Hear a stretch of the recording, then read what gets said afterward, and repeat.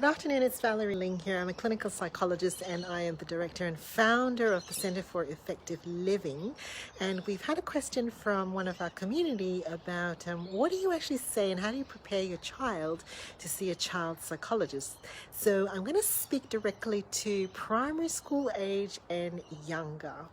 The thing to know is that our children have probably been exposed to other adults in their world.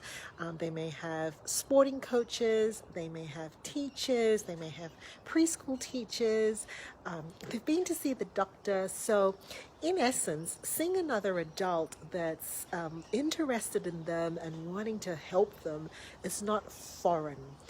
As an adult, we understand what a psychologist does or who they are and what mental health is, but for the most part, for a child, they don't really have that sense that this is a really different space to any other adult space that they've been in, where there's been an adult that's wanting to work with them or help them.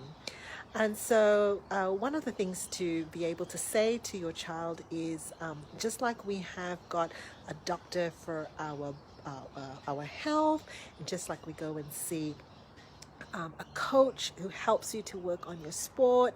A psychologist is someone who basically is interested in how your heart and mind are going, to talk about some of the things that you may be thinking and feeling that other people may not actually have had the chance to know about. And you'll find that a child psychologist is really interested in the first few sessions to be hospitable to your child. A psychology practice, if they see children, have generally thought about the way that they've set up the weight room, the way that they've set up the room that your child's going into. They probably will be on the floor quite a bit, playing with them, getting them to do some drawings, being interested in their world as your child sees it. So it's really not a very invasive experience. It's not like going to the dentist or even to the doctor where things are going to be done on them and there's a sterile feeling and smell to the practice, and there's a bunch of people coming in and out. It's a fairly calm, fairly warm, fairly child-centered environment.